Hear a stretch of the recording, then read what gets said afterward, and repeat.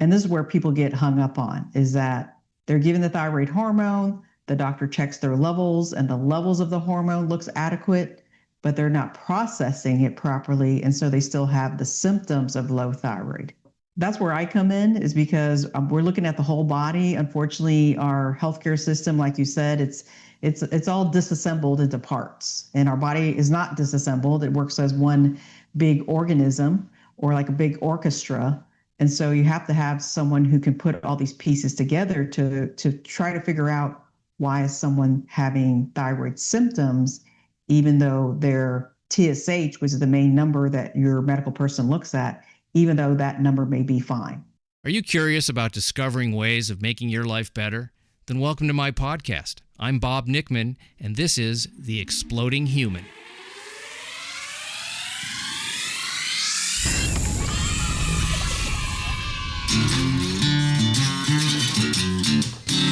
Listen in while I talk with all kinds of people in the fields of personal growth, health and healing, alternative therapies, psychology, spirituality, environment, and the future. I'm looking for those answers that make life better for everyone. You'll meet cutting-edge practitioners, doctors, artists, filmmakers, business people, and those who have overcome challenges. The brave, the curious, anyone who is out there helping us humans to explore, expand, and explode. Hey, welcome to The Exploding Human. My name is Bob Nickman. My guest today is Jade Guerra, and we're going to be talking about how thyroid function isn't isolated to just the thyroid gland, but it involves the liver, the gut, the brain, and other systems, and how that can influence what patients with thyroid conditions experience, even when the standard lab work appears to be normal. Jade is a functional practical nurse and has built one of the country's largest virtual functional medicine practices. She has worked with thousands of patients frustrated by persistent symptoms and inconclusive answers. She has a very large Facebook group where she helps people with information and master classes, and that is called Unbroken. She also has another very large Facebook group which deals with diabetes. That is called The End of Type 2 Diabetes Now. So let's jump in. This is Jade Guerra. Okay, I'm with Jade Guerra, and I'm so happy that you're here. Welcome to the Exploding Human podcast. How did you even come up with that? I just wanted something that sounded like, the idea was like the tagline under is explore, expand, and explode. So it's so people can discover things about themselves and then go to the next level and the next level till they're an explosive human being. Love it.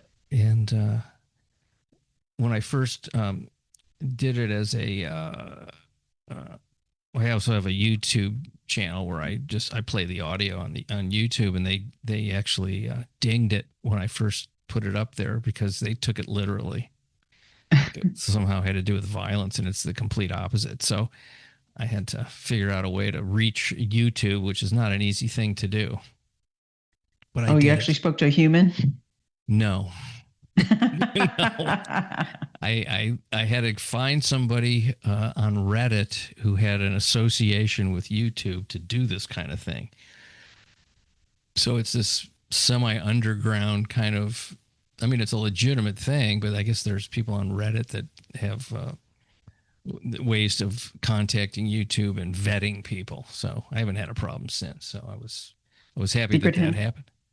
Secret handshake kind of thing, huh? Yeah, I guess. There's all kinds of things going on in the world that I have to, research a little bit or find out from a 12-year-old that knows more than me. I don't know how old the Reddit guy was, but he was, somebody that knew how to do it. So he helped me. I was very appreciative. I couldn't tell you that person's name or how to get a hold of them or anything. It just sort of, I did it and it went away. So, but it's a good question. So if anybody's out there starting a podcast, you might want to pick a name that can't be misinterpreted by an algorithm, if there is such a thing as that, which I think there probably is. So, all right, well, let's talk.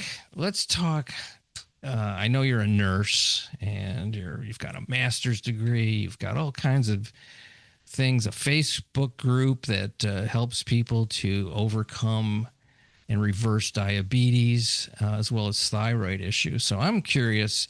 I did actually recently do an episode on reversing diabetes, which I was very happy to do because, as we were talking about before we started, it's incredibly high percentage of the population and climbing, as you mentioned, and you were saying even you're seeing children now, and that's alarming to say the least. It's sad. It is alarming and it's sad. And I think it's just going to continue to, I've been doing this for over 25 years. It's just now that I'm seeing kids, and it's just a sign of our society just getting sicker and sicker as our food gets worse and worse. And so we gotta educate people that it doesn't have to happen. It doesn't have to be this way. I have to say, yeah, it doesn't. When I walk, this is the example I always use is there's an entire aisle in the grocery store of cereal, which basically the box is probably more nutritious than what's in it. What's on the floor is probably more nutritious. Yeah, well, there's less sugar. Lick the floor. I don't think they put like seed oils and sugar in the box. It's just, maybe some formaldehyde or something with the paper. But I walk down there and there's these bright colors and cartoons and all this stuff. And it's just choice after choice of just basically ways to reformulate sugar and put in different shapes and colors with maybe some chemical additives to make it taste a little bit different than the cereal next to it. And that is an astonishing thing when you think about food, because it's not actually food. It's, people call it junk. There's junk food, but I don't really think there is such a thing as junk food. There's junk and there's food. And so if you want to not have some of these things that are caused by lifestyle, stay away from that stuff. Not easy, especially little kids. They're very seduced by, cartoons and advertising and what their friends are doing. So it really is it's a parental job to make sure that doesn't happen if it's a food-based, It's fake food. It's not even right. It doesn't. I like that, fake food. Let's just make that our new term. Right. It is. It's non-food, whatever it is. So, that must be, that is heartbreaking when you see, kids that are just sick and they don't have to be. It's completely avoidable. So that's, one thing. And then now, but let's get into, because I have done an episode on diabetes, but thyroid I have not discussed. I've done a lot of specific body parts on this show. And thyroid I have not. So let's talk about the thyroid and what it basically does and how it reacts with other things in the body, and what is kind of an optimal way to take care of the thyroid in all arenas. So the thyroid gland, it's really just a warehouse of hormone. And the hormone that it produces, well, the thyroid gland, the gland doesn't work on its own. Your brain is involved in thyroid metabolism. Your liver and your gut are all involved in thyroid metabolism. So the thyroid gland just produces the hormone. The brain starts the whole process. So you have to have a working brain, but then that hormone that is released by the thyroid gland, it's actually processed in the liver and the gut. So all of these organs have to be working in order for someone to have proper thyroid metabolism. And I don't think that's shared with people. People have a thyroid problem, they're just given thyroid hormone and they're sent on their way. And that replaces the hormone that someone's making, that someone is no longer able to make sufficient amount of. Thyroid hormone is unique in that every cell of our body requires it. That's why someone's symptoms can be all over the place. But it doesn't really give us an idea if you're processing the hormone correctly. And this is where people get hung up on, is that they're given the thyroid hormone, the doctor checks their levels, and the levels of the hormone looks adequate, but they're not processing it properly. And so they still have the symptoms of low thyroid.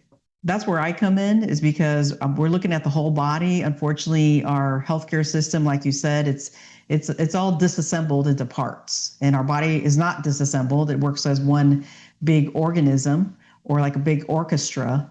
And so you have to have someone who can put all these pieces together to try to figure out why is someone having thyroid symptoms, even though their TSH, which is the main number that your medical person looks at, even though that number may be fine. Are there other labs to look at then Oh besides the yeah, TSH? Okay, there so there are there are 12 markers that make up a complete thyroid panel. right, and how many are tested for at a annual physical? TSH, just one. One, right? Yeah, that's the. You're Yep. fine. Yep. Go home. How come I See you don't next feel time. fine? It's probably, well, here's another one. It's probably some kind of psychological problem that you have. You No, it know, isn't. I've heard so many stories, and I mainly deal with women because this does happen to women mostly, but stories all the way from this is just age, or you're. I've heard someone tell me that their doctor told them, "You're 80. Why should we do something about this now?" Basically telling them that just due to their age, they're not worth like looking into more or trying to help. And that's sad that that happens, that people are brushed off and literally told that because of your age, you're not really worth being in our population anymore or having a healthy quality of life just because of their age. And, as I get older, that just makes me more upset. And yes, I've heard people told that they were crazy, that this is in their head, that they're just making it up, that they are a liar or what we call a malingerer. That's the official medical term for someone lying. And it's not true. There's always a reason why your body is telling you. A symptom is a way of your body telling you there's something wrong. Well, it's an interesting thing when someone tells you they don't feel well to not believe them rather than say, well, I can't figure it out. What else could it be? It's a simple question, but I guess a lot of people don't ask it because it's a little bit more complicated, requires a little bit more work, a little bit more exploration, a little bit more discovery. And sometimes the ego would get in the way, I would imagine. It's like, well, I don't know, so I'm going to put it back on you. I'm going to victim blame or whatever you want to call it that. And it's a very fascinating psychological problem on the part of the doctor side of the equation with that stuff. And I haven't experienced that myself. At least I don't think I have. I'm pretty sure I haven't because I would be upset. But I do know people that has happened to. I had my daughter when she was in medical school. She had a friend who had some sort of a problem. I think it was a female issue, something. And the doctor said, well, let me run. She goes, I think you should run this test. She knew enough. She'd taken quite a bit of classes. I think it's this. I don't remember any of the details about what the condition was. So he runs the tests and you're fine. And she said, I'm not fine. I'm a medical student. I know what my body is doing. You're reading the results incorrectly. You don't know what you're doing. And of course, the guy, he wasn't happy about hearing that from a kid, Well, she goes, I want somebody else to read it who's a little bit more versed in this. And sure enough, she was right.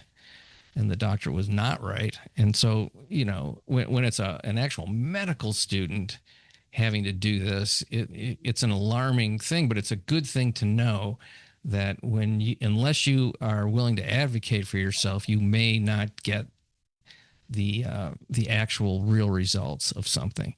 And it's an important thing to do. I'm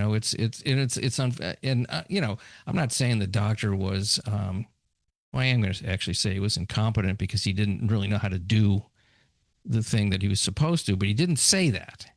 Mm-hmm. Now, there's plenty of knowledge that any doctor might not have in a certain arena, but say that. Say, you know what, I'm actually not qualified to do this. I know a lot, but I don't know everything. Let's pass it off to somebody who knows more than me. So that's the part where your responsibility was very annoying, and so, well, it's more than annoying. I'm being kind. So there are those things, and not everything can be learned in 4 years of medical school and residency, which is another 4 or 5 or whatever you're doing. that stuff takes a lot of time and there's a lot of information. So I think people, and I'm one of those people, or I used to be one of those people, where I just assumed this is a doctor. So I bestow this sort of magical amount of knowledge and competency on these people and trust when I get an answer. And you may not, and obviously you're doing what doctors have been unable to do or unwilling to do or haven't been trained to do in conventional medical school. And so you're taking it beyond that. It's definitely going outside the box because, like you said, Western medicine, it has a lot of advantages, but it doesn't have all the answers. So you have to be able to find someone who's willing to look outside the box, who's not afraid. Because believe me, when I first started doing this, and we call this functional medicine, by the way, functional medicine or functional endocrinology, even my colleagues made fun of me because it wasn't, it wasn't mainstream. It wasn't familiar. And when things are not mainstream and familiar, well, people will attack it or they'll be afraid of it. And so they'll make fun of it. But now people, they realize that they do have to be their own advocate. There's no way your health problem can be solved in the 15 minutes that you have with your medical provider. I tell people this: if that's the system that you're in and that system isn't working for you, well, then you got to go to a different system. Either they don't know about it or they go, oh no, it's not, insurance isn't going to pay for it, because some of it, it's not. You're not going to get a complete metabolic panel of all the dozens of tests that are available on a yearly physical. You're just not going to get it. No, they're not going to order it. You can order it, yeah, and actually, I was going to say your medical person won't order it, even if you ask. They're not allowed to. They won't get right. Yeah, my doctor said that. He goes, I can't. They won't do it. They'll get slapped with the insurance company. Right. His answer was, I would love to do that for you, but this is how he put it: they won't pay for it. So now the doctor, there's a they above the doctor. It's not the doctor. You're not actually going to the doctor. The doctor works for a they. And so, luckily there are now companies that do 100+ tests for a couple $100. It's very available for those people that want to do it. Yes, you have to pay it out of your own pocket. When you think about being ill and figuring out a way to feel better, a couple $100 is not a lot of money. I tell people this all the time: no one gets out of this without paying something. Yeah, you're going to pay it being healthy and doing healthy things that bring you closer and closer to health, or you're going to pay for it in illness and disease and all the complications and the problems that come with that. But you got to decide, how do you want to spend your money? Yes, exactly. It's, you either pay a little bit less up front or you pay big time on the back end and feel bad. So, but if you don't have the money, it's tough. It's a tough decision to make for people. And I understand that. So tell me some of the symptoms. So there's an underactive thyroid and an overactive thyroid. Tell me some of the symptoms. I know I always think about the one where somebody's got big bugged out eyes because their thyroid's overactive or something like that. That's overactive thyroid. That's Graves' disease. That's not as common as underactive thyroid or what we call Hashimoto's. Yeah. But these are both autoimmune diseases where the immune system is attacking the body. And obviously, the immune system is not supposed to attack the body. And so this is also being missed. That I find autoimmune disease in people all the time.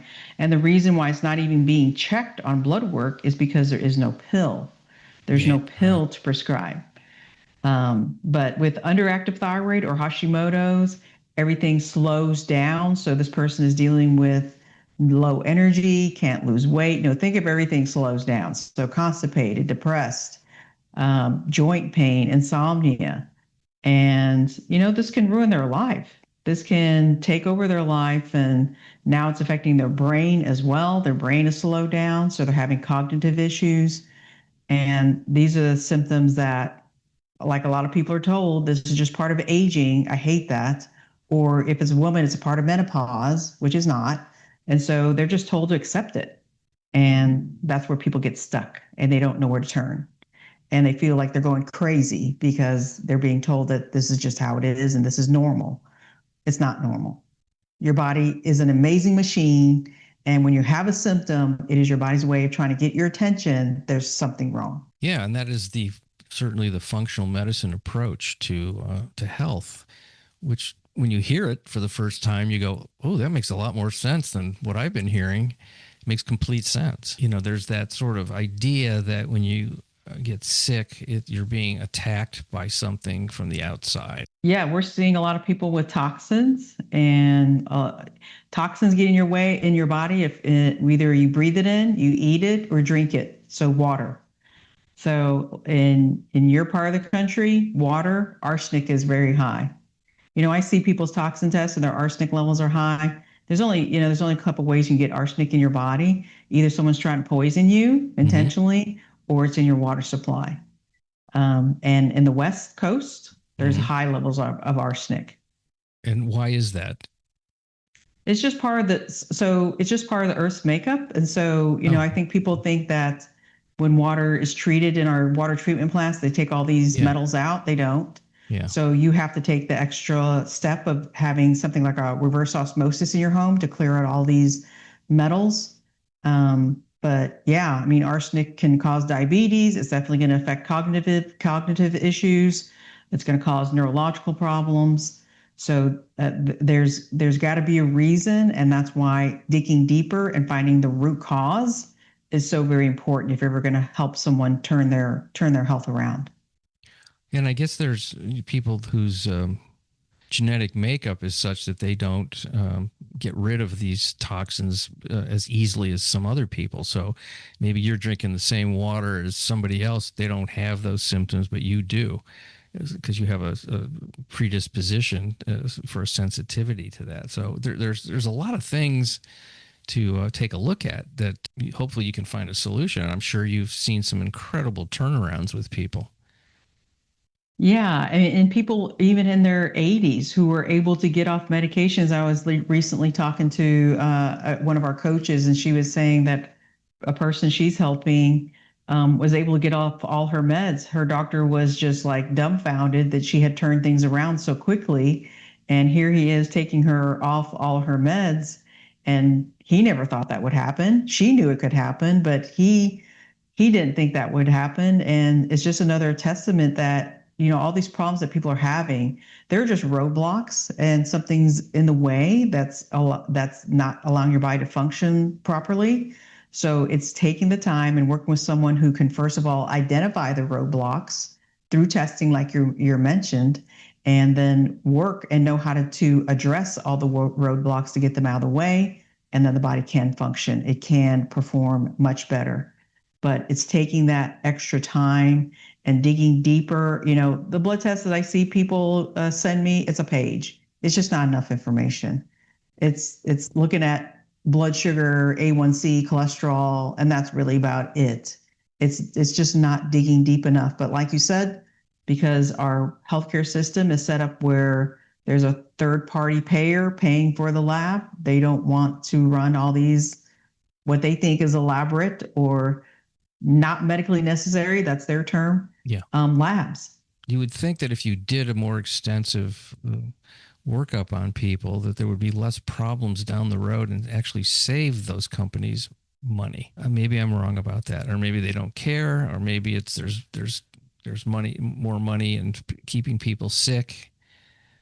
I've heard that sort of pharmaceutical company approach that a lot of people say, it's don't cure them and don't kill them, just keep them coming back.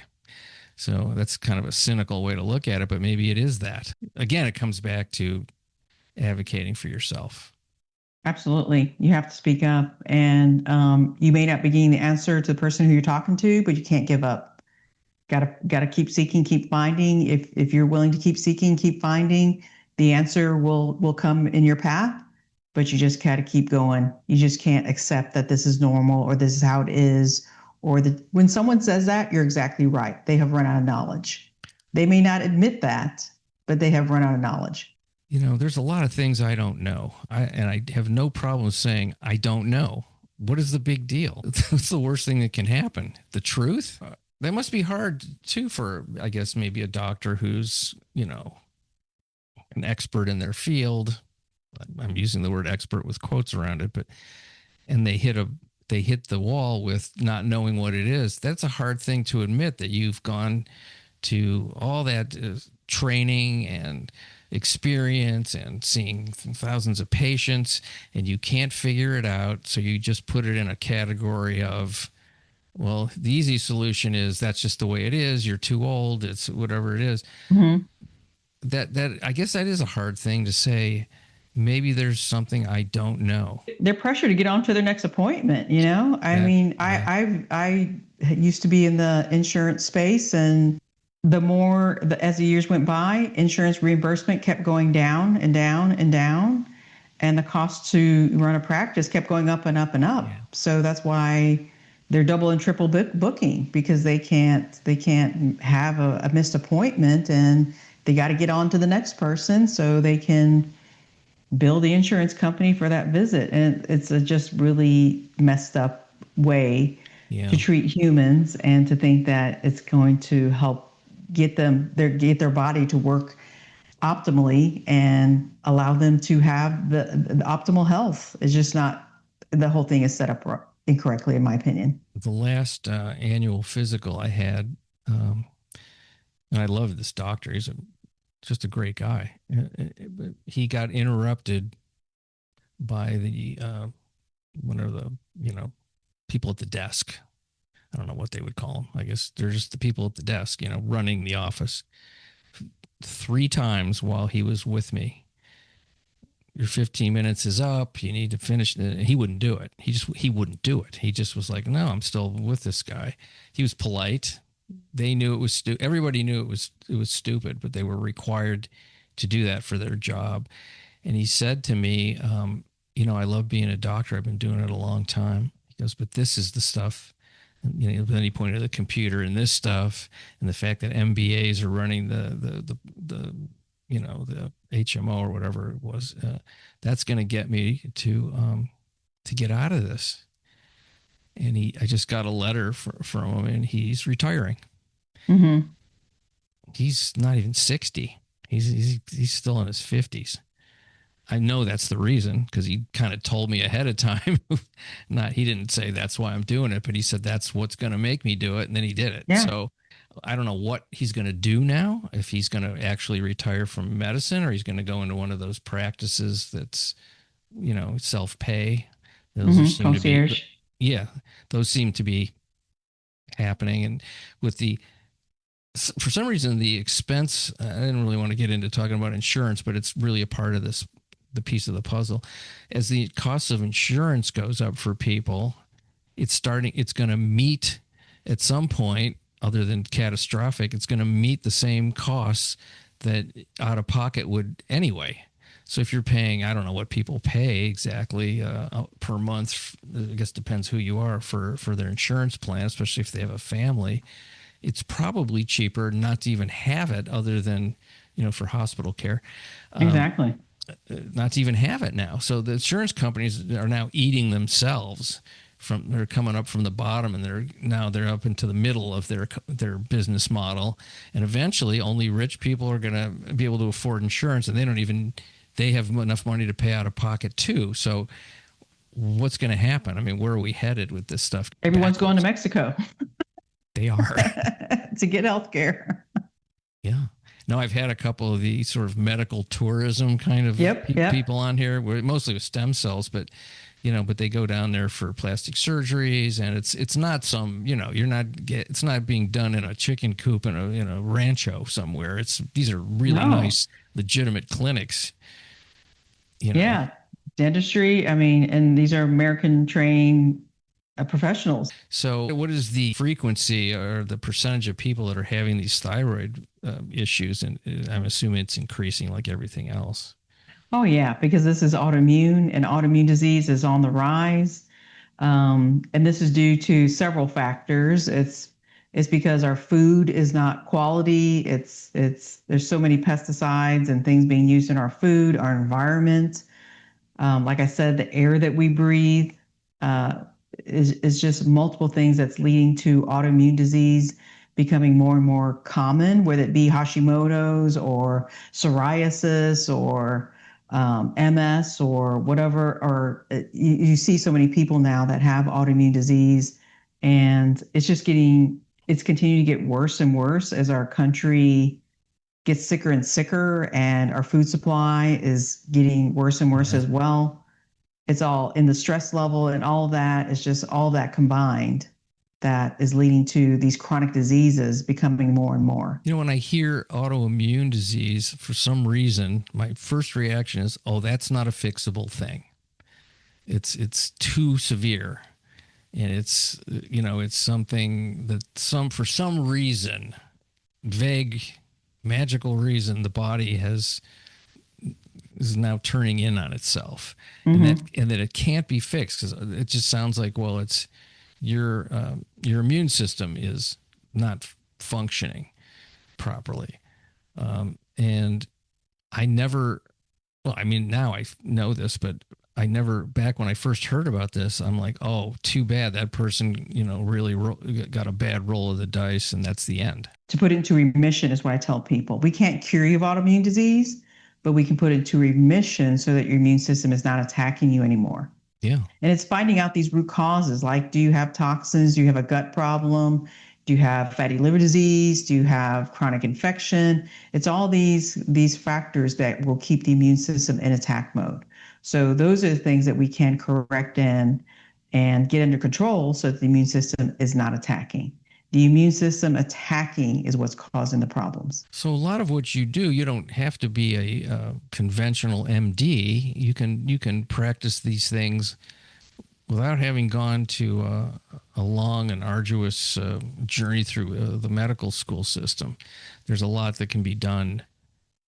Well, certainly with functional, you can do so much without having to relearn or unlearn, really. Right. No, most people in the functional medicine space are not MDs. I started off as a chiropractor at the beginning of my career, so that's the natural end, and then got my nurse practitioner degree. But most people in the functional medicine space are not medical people. They're becoming more and more as these medical people are getting frustrated with the healthcare system, and they're looking for something more. But yeah, it's becoming more and more accessible as people get more and more informed that there's more than just drugs. There's more than just cut it out, burn it out, drug it out, that there is something more where we can actually find the problem and fix the problem, not just cover it up with medication. Medications, of course, have their place, but with most chronic diseases, it's simply covering up the problem. Yeah. And so you get off the med, the problem comes back. So talk a little bit about your Facebook groups, because that sounds really powerful. That's something that comes from, I'll just, for lack of a better way of saying it, the bottom up. It's not coming from the top of the medical field. It's coming from the populace and people who are guiding them, such as yourself, to help people heal themselves. So talk about that, because that's a good use of Facebook. Yes. So we have a couple of groups. One is specifically for thyroid. It's called Unbroken. So we have over 100,000 people in this group. So that just tells you of how many people are looking for alternative care. But it's a group where people communicate with one another. I do teachings on this page, but we also have a masterclass. This is where we spend a week talking about what things like we're talking about right now, but what things can someone do to get these problems under control? And so we have a thyroid Facebook group, and then we have a diabetes Facebook group. That has over 150,000 people, where we, again, talk about things that someone can do. Because when someone's diagnosed with diabetes, that's really the disease where I think they're blamed for their disease. It's almost like they're shamed to think that this is something that they caused. So we take that out and really give people the empowerment that they can do something other than just being told all you need to do is lose weight and exercise, because that's the story that everyone's being told. Right. But more than that, and understanding why you have high blood sugar in the first place is not as simple as your pancreas isn't working, which is what most people are led to believe. So it's much more involved. And in that group, we also have a masterclass. That Facebook group name is The End of Type 2 Diabetes Now. So if anyone is, and I'm sure you have the links to these pages where people can join, they can learn free information also. And so we talk about things that anyone can do and that we all should be doing really if we want to have optimal health. And so we have these groups and we have these master classes often to give people the information that just is not out there. It's just not something you're going to hear from your medical professional because, again, they only have 15 minutes. They don't have time, and they may not have the knowledge.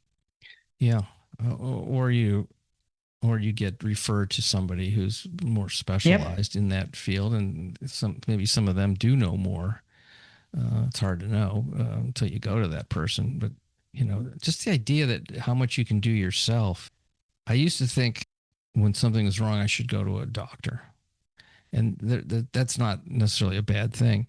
But now my attitude is, what can I do so I don't have to go to a doctor? I don't really want to do that. I don't want to have to do it for sure. And if I do, then, I'll do it. Over the last number of years, I barely go. I don't really go. I mean, I do an annual physical and it just feels incomplete anyway. And that's, I just don't go to doctors. Because I feel good and I learned about this stuff and I'm 72 and I'm on 0 medications. Which, that's great. Yeah, I'm not that I'm any special thing. I just pay attention, and a lot of it has to do with what I don't do. I mean, I do drink healthy water and things like that, like you were talking about, but I don't go down the cereal aisle. It doesn't even exist to me. I don't eat it. It makes me, I haven't done that since I was a kid. But, there's so many things that are so readily available to do to yourself. And some of it, particularly in the food realm, a lot of that stuff's pretty delicious once you get addicted to it. And so it does take a little bit of mindfulness to, avoid these things that you're going to pay the price for. Yeah, it's really just a mindset shift. When I tell people, think about it this way: is what you're putting into your body getting closer and closer to health, or is it getting you closer and closer to disease? Yeah. And it's really a choice. Do you want the threat of Alzheimer's, dementia? Well, then go down the cereal aisle. Do you want health and your brain working and you can, you're not wearing an adult diaper? Well, then go down the vegetable aisle. It really needs to be that simple where you're making a choice. Can you imagine if they had little signs up on the aisles that said Alzheimer's? Come down this aisle. Well, no, Alzheimer's is type 3 diabetes. I don't think a lot of people know that. Well, I was going to ask you about that because I've heard it described as that, and so explain that a little bit because it's a fascinating thing because there's a rise in it and a rise in the awareness of it for sure, but how is it a type of diabetes? I know it's called type 3. Yeah. Yeah. So let's talk about type 2 first. So type 2 is where your cells are resistant to the action of insulin. So insulin is a hormone that sits on the outside of your cells and it allows sugar from the bloodstream to get into the cell to be burned for fuel. If you didn't know, everything that you eat, I don't care what it is, it could be a piece of steak, a piece of broccoli, a candy bar. Your body converts that into sugar. That's what we burn for fuel. And so that goes into the bloodstream. So that's how it gets distributed throughout the whole body. But then it is supposed to leave the bloodstream to get into the cell to be burned for fuel. And insulin opens the door of the cell to allow that to happen.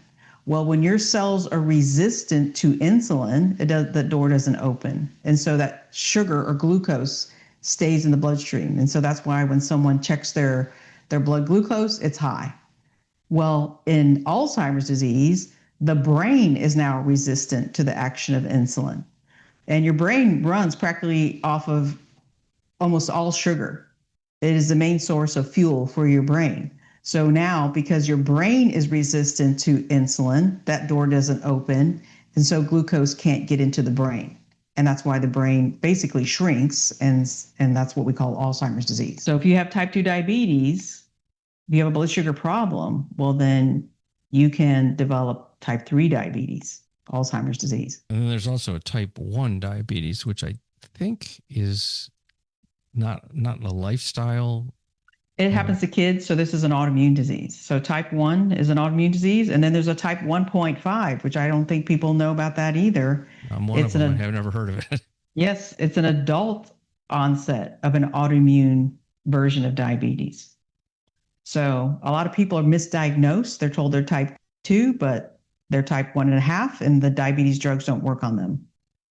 But so this is all the things that we talk about in masterclass and then we talk about in our group. But Alzheimer's, early onset Alzheimer's can be reversed. Dr. Dale Bredesen, he wrote the book called The End of Alzheimer's Disease, and this is what he talks about. And I have been a student of his, and so this is something that we also emphasize because, like you said, Alzheimer's is becoming more and more common. The cost for putting someone in an Alzheimer's unit is anywhere from $5,000 to $15,000 a month. Yeah. So, it's going to bankrupt us if we don't get these problems under control.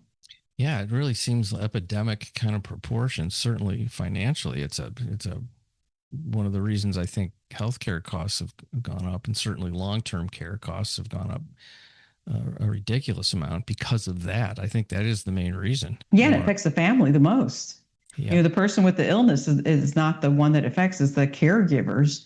Yeah. And then the caregiver starts to develop health problems because they neglect themselves because they're caring for this person, and so they start to develop problems as well. A lot of this stuff too is that we're living so much longer than we used to. It's like people used to check out in their 70s, and now they're going to 90s and 100, but on multiple medications and having these issues. So I'm not sure.